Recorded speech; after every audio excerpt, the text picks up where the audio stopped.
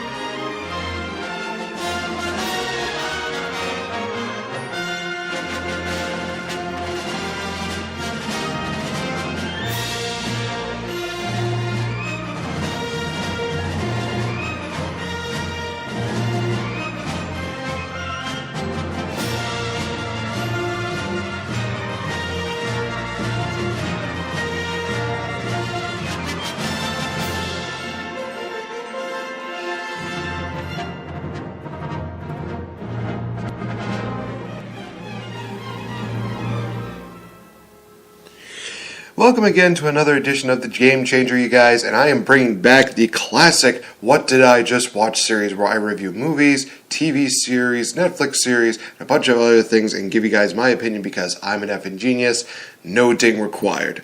So Star Wars The Last Jedi has definitely been very heavily positively reviewed in the eyes of a lot of critics, but it has also been getting a lot of backlash from a lot of audiences. In fact, on Rotten Tomatoes, they give it a 93% as a Rotten Tomatoes score, but the audience score actually gave it a 56% as I am recording this right now. So it may have gotten down sometime, it may have gone up, who knows at this point.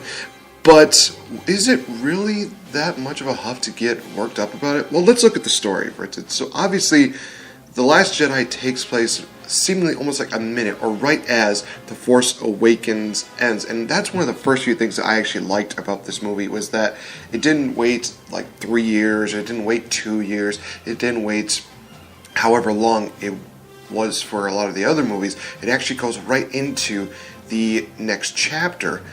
And it basically picks up to where after they destroy the Starkiller base, rebels are actually fleeing because the First Order actually found where the Resistance was located. So everybody's making an evacuation. They barely just got away, and unfortunately for them, the First Order actually knows how to track the Resistance through light speed, which is honestly one of the other things I really enjoyed, is that they actually found a way to make technology that much better, and they made a very compelling and very interesting story going into it. So the Resistance actually has to go down and find a way to destroy the main Star Destroyer, which is Snoke's starship. So while that's going on, they also continue the story with Rey and Luke, and basically this is one of the stories that really does stand out the most,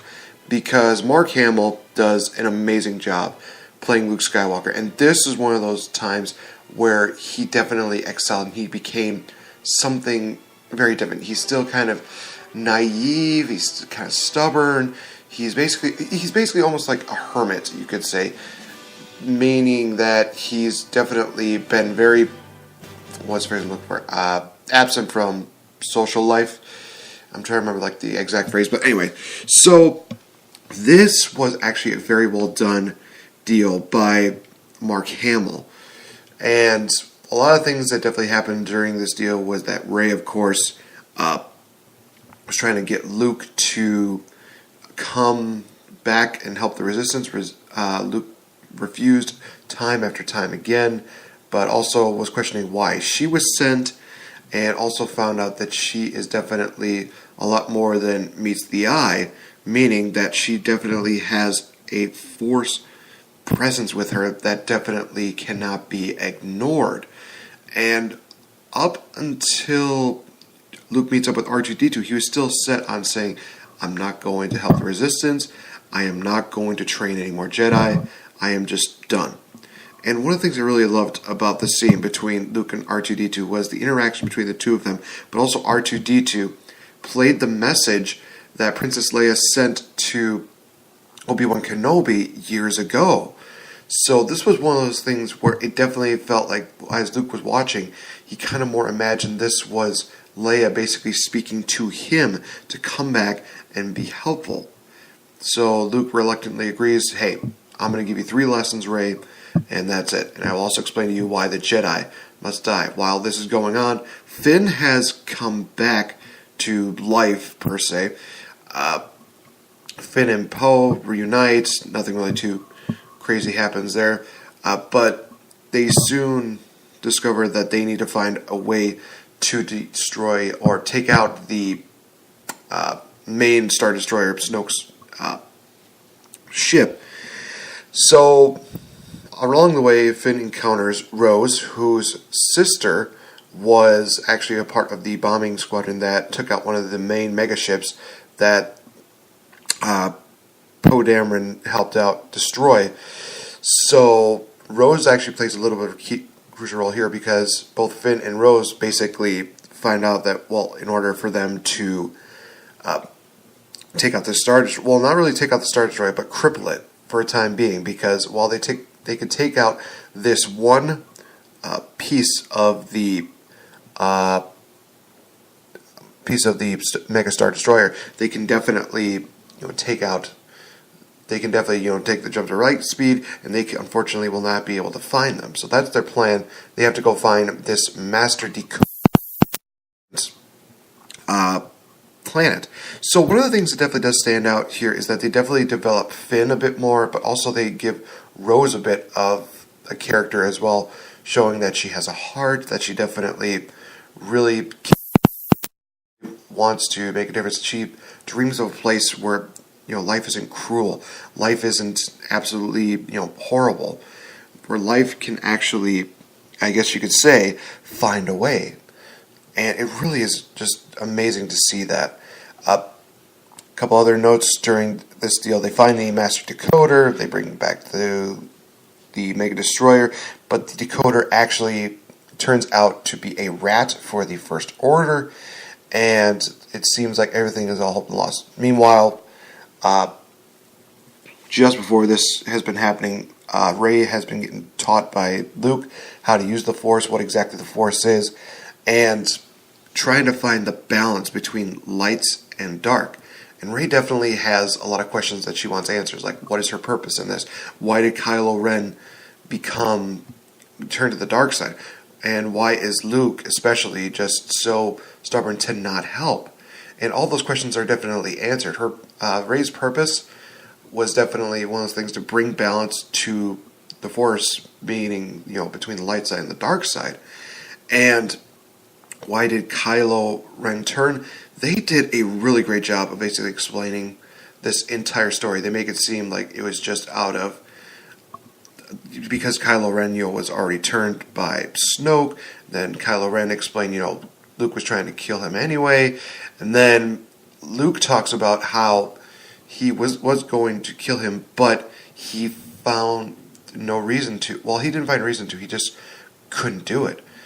But then Kylo realized what he was trying to do, and that's when he fully turned to the dark side. Just a lot of really good storytelling going on here, and Rey believes that she can help Kylo find the light. And this gets us to meeting up with Snoke. Now, when he was first introduced into The Force Awakens, this character we believed was definitely going to be a pivotal role, and he still does. How Snoke's character definitely fits into this role is that he is almost like the epitome of what the dark side is. He uses Force lightning, he definitely manipulates the minds to basically ensure that the dark side wins in the end. It's one of the most ingenious characters that I have ever seen, and this is where they continue to develop it a bit. And one of the main complaints is that they didn't really give Snoke that much of a backstory as to why he hates Luke Skywalker, why he went to the dark side, everything like that. And to be fair, I understand that, but at the same time, a lot of great villains just don't have a backstory. They are just shrouded by mystery. And you look at a lot of great examples. I mean, Emperor Palpatine, yeah, he had a great story, but nobody really knew why he turned to the dark side, why he essentially, turned into this Lord of the Sith. Joker from The Dark Knight is another good example. He had no backstory. Nobody really knew where he came from, his family. It was just one of those things where nobody really knew who he was. So for Snoke, it was kind of in that same realm. I didn't mind the fact that, we didn't know too much of his backstory. So many people thought that maybe he was Mace Windu come back to light and turn to the dark side. Maybe he was Jar Jar Binks. Maybe he was this and that. I just love the mystery of not knowing. It makes more sense and it makes for more compelling, movies. So basically, Kylo Ren turns Rey over to Snoke, who tries to turn Rey to the dark side, and Kylo actually ends up killing Snoke in what was one of the most shocking, but also very most talked about moments throughout the entire movie. So, in all honesty, it was one of those things that I definitely really kind of enjoyed, because it really made, the evil go. But as time went on, Kylo Ren assumed the role as the supreme leader. So this was actually really good. And the chemistry between Kylo Ren and Rey, I really liked. I liked the fact that Snoke, even though he was manipulating the forces between the two of them so that way they can communicate more, even though they were not directly in front of each other, they basically talked about, how Kylo turned to the dark side, why he did it, why this is happening. And then there came a moment where it seemed like they both found balance between the two of them, in which Kylo Ren and Rey, they both, touched hands, and they both just felt something. It's kind of one of those moments that's very undescribable, because how they did this was so well done. How they built it up, and that moment there where they just touched hands and they felt something, whether it was a connection, whether it was the balance between the two of them, it was very well done. I liked it. I liked it a lot. Kylo, in the end, wanted to let the past die and move on to the future. And he saw the future with being him and Rey being in charge of the First Order, of basically ruling the galaxy together. And that was one of the things that I also really loved, was that a lot of times there was a lot of romance when it came to Star Wars. Obviously, Star Wars, Phantom Menace, Attack of the Clones, and Revenge of the Sith. Those three were very heavily based on romance. And of course, a lot of people will say, no, there's no way that Phantom Menace was, heavily based on romance. Anakin and Padme definitely started their dating deal, or their flirting deal there. Alright, so with that, I love the fact that they did not focus so much on a romance deal, but more that Kylo Ren wanted to achieve ultimate power, and he believes that he can have the ultimate power by having Rey by his side. It was absolutely ingenious, and I loved it. But Rey, in the end, said, no, it's not going to happen, and that's when the big battle begins, where we see just massive explosions by ships, as well as just great fights between Finn and Captain... Oh my gosh, I need to get the name right. I think it's Captain Phasma. Phasma? Yeah, I think it's Phasma. Who only survived about maybe a few minutes, really. And that was, I think, another thing that a lot of people really hated, was that Captain Phasma was taken out again and barely given. I think that in her total, from Force Awakens to Last Jedi, she probably only had about maybe 30 minutes worth of stream time altogether, which I can understand, and I think that that's one of those things that I can really say I didn't like. I wish that they would have given her a little more time on the screen, in which they could have also given her a bit more backstory, but maybe she'll actually get her own story, maybe she'll get her own movie. All honesty, I'd be okay with that. I think that'd be amazing. But anyway, getting back to The Last Jedi. So the rebels retreat to a distant planet where the old rebel base was set up. They send a distress signal to get their allies to come and help them. Nobody responds. Then we see this battering ram cannon basically could crack the wall like an egg. This was one of those things that was really cool to see. In the end, though, we see Luke make a return to the Resistance and have a final battle with Kylo Ren, but it wasn't as it seemed because Luke was actually there as an illusion, as a hallucination, you could say. And this really hits home because the moment that Luke disappears from Kylo Ren, the Resistance escapes, and we see Luke just absolutely drained from the Force, because up to this point, he was disconnected from the Force, but now he finally finds that connection again, and he basically used up all of his energy. And how this movie basically ends for Luke is that he is basically sitting on the Stonehenge that him and Rey were starting their training, and he looks off into the distance and he sees the two suns, and just the symbolism there and the memories that is brought back for us that remember Luke back in Star Wars A New Hope, where he's looking off in the distance on Tatooine and he's seeing the two suns basically going down. And just again, seeing that again in this movie with The Last Jedi, it brings up such amazing, amazing memories, as well as such swelling emotions. I will not lie, you guys, this was one of those deals that I literally cried at, because this was a beautiful moment. And then next thing you know, Luke Skywalker disappears. He has found peace with the Force. He has found peace with his life. Essentially, he is gone. He is no more. But in retrospect, this was one of the best ways for Mark Hamill as Luke Skywalker to end and basically pass the torch to the next generation of Jedi, that being Rey. And in all honesty, it was great.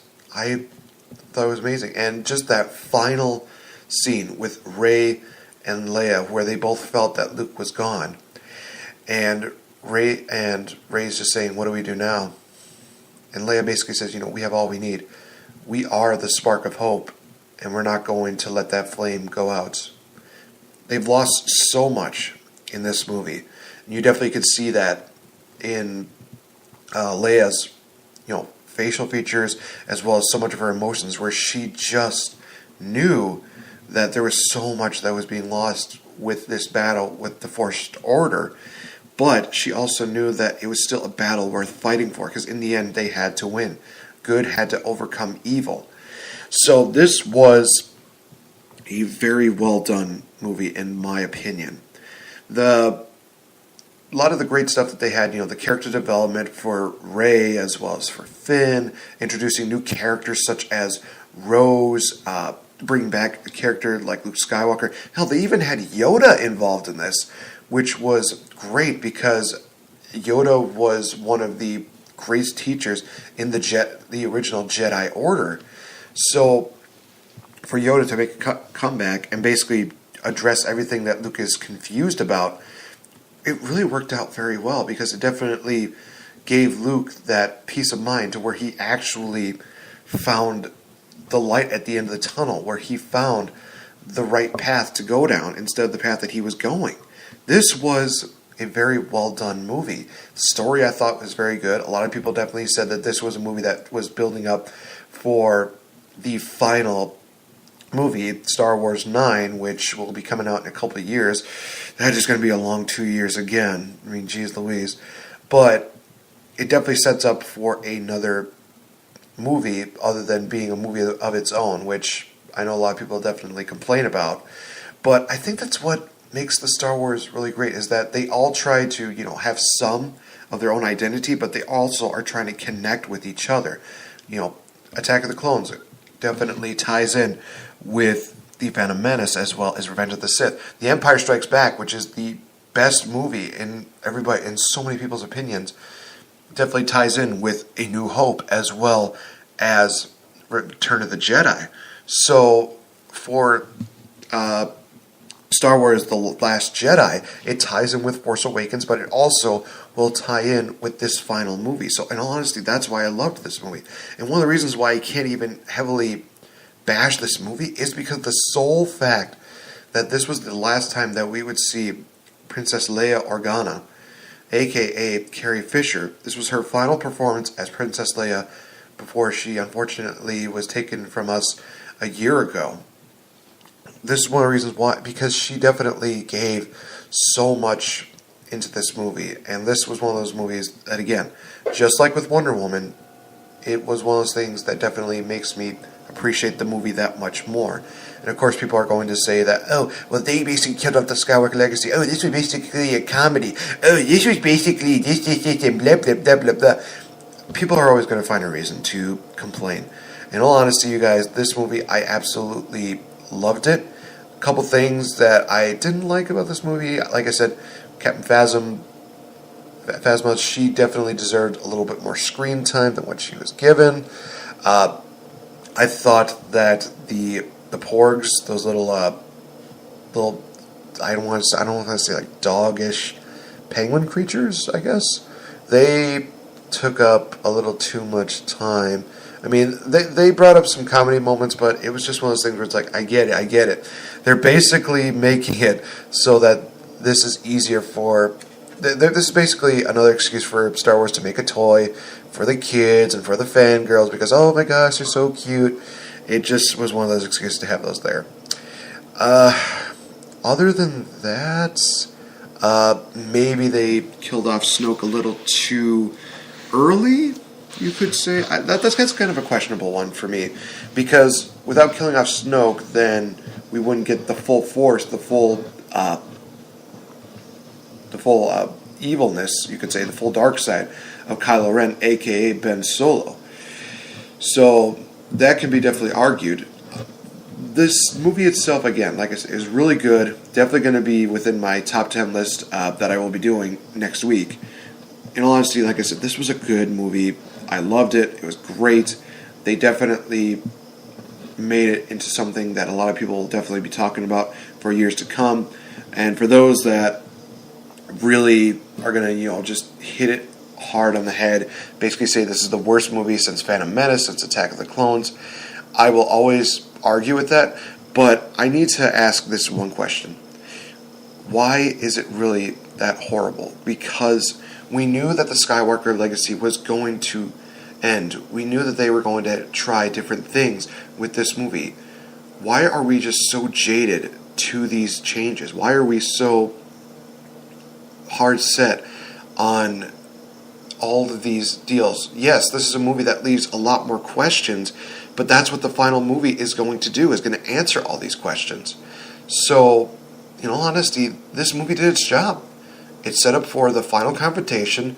It definitely created something very memorable. A lot of comedic moments, a lot of great moments, and it definitely tugs on the heartstrings.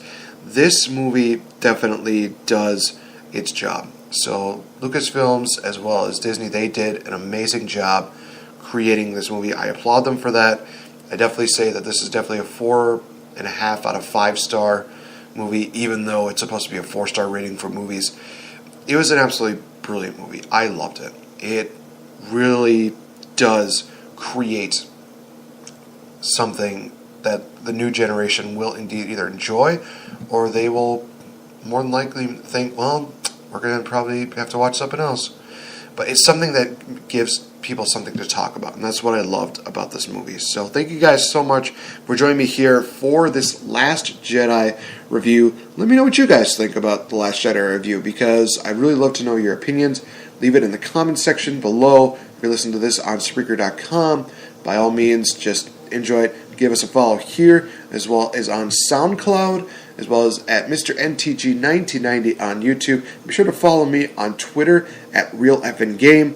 And also, you guys, be sure to give us a like on the Facebook fan page, facebook.com/changing up the game. The year's not over. I still got quite a few more podcasts to do, including the 12 Days of Booking, as well as a top 10 list of my favorite movies of this year of 2017. Thank you guys so much for joining me here. There will be more episodes for this going into the future, and we will see you guys in the next episode. Bye-bye!